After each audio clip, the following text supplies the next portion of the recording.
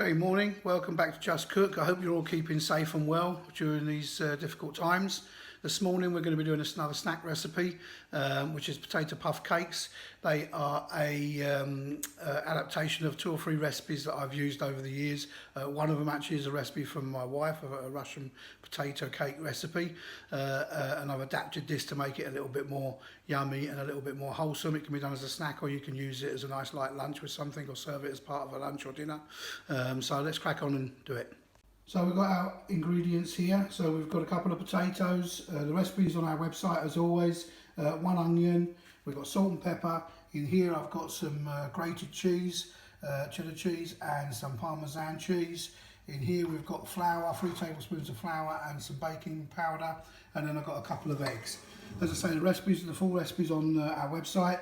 So I'm just going to grate these potatoes and grate the onion up on a fine grater. Then I'll show you how to make these. Okay, so I've got all the ingredients done. I've grated the potatoes and the onions, and as you can see, I've done them on a very fine grater. This just helps to keep the pancakes lighter and a little bit smoother rather than on a coarse one. So I'm just going to whisk the eggs. I'm then going to add all that into there. That's the onions and the potatoes mixed together.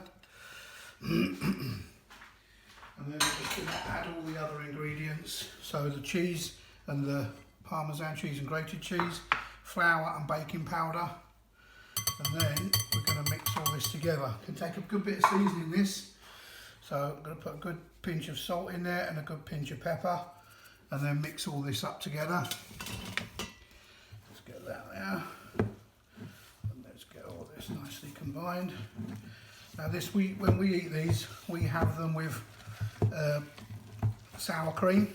They go very nice, which is quite a Russian thing, and in our house my wife is from Russia, and so we eat a lot of her cooking. She's a good cook, and the kids have grown up eating sour cream with all these sort of dishes, but yeah, you can have them with ketchup as you like really, but they go nicely with a dish. You can have them just with salad and the cakes, a bit of bacon, or just as your potato dish with what you're serving that night for dinner. Quite easy to do, as you can see. It's just get them all in a bowl, mix it all up together, get that well combined, and then we'll start to cook them.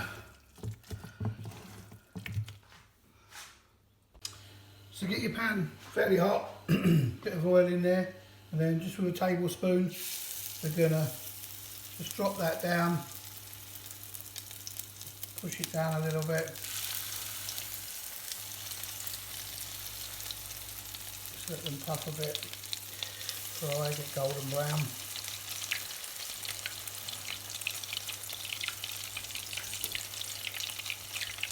You'll get, depending on the size, you get around 10-12 pancakes from this.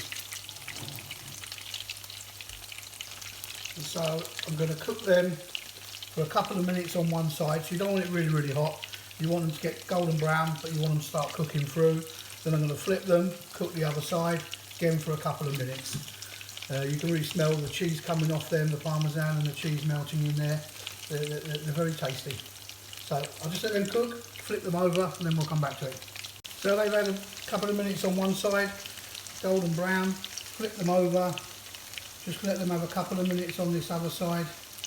Just make sure they're nicely cooked through as well. You don't want to just get them nice on the outside, you want to make sure they're cooked right through. So they take about 4 or 5 minutes. As I say, half one side, half the other side. Once we've got them all cooked, I'll show you them. So as you can see, they're getting really crispy. I've just flipped them again, just to make sure the first side now gets that bit more crispiness on it, and I can see there's still a little bit more cooking to be done. So, you know, you look at these things and see just how they're cooking. The oil's maybe just a tad bit hot. So I'll quickly turn them over again a third time just to get a bit more cooking on the other side, but they're pretty much done. They're pretty firm. You can see they've crisped up nicely. I'm going to cook the rest of these and then we'll serve some up, and you can have a look at them. Okay, so I've got the last 3 in the pan here. I've made these quite big, so we've got 9 out of them. As you can see, they're nice and crispy and golden brown. The last 3 are just cooking in now. One tip I want to give you is whenever I'm doing anything baked or fried, use one of these trays with a cooling rack on top. what this does is it just stops them when if you put these straight onto a tray, they will sweat underneath and go all soggy. So keep them on a tray like this. Same when you're baking, obviously. Anything comes out of the oven that you've baked, pastries or whatever, get them onto one of these trays to stop them going soggy underneath and keep them nice and crisp. You want to fry chicken, anything like that, I do it on these, and if I cook it in the oven, if I was to have these later and put them in the oven, I'd put them on this tray so you get the heat all round and it crisps it all up nicely. So if you've got a cooling tray you can put on top of a baking tray, do that when you're doing anything like this, and it just keeps that crispiness and stops it going soggy.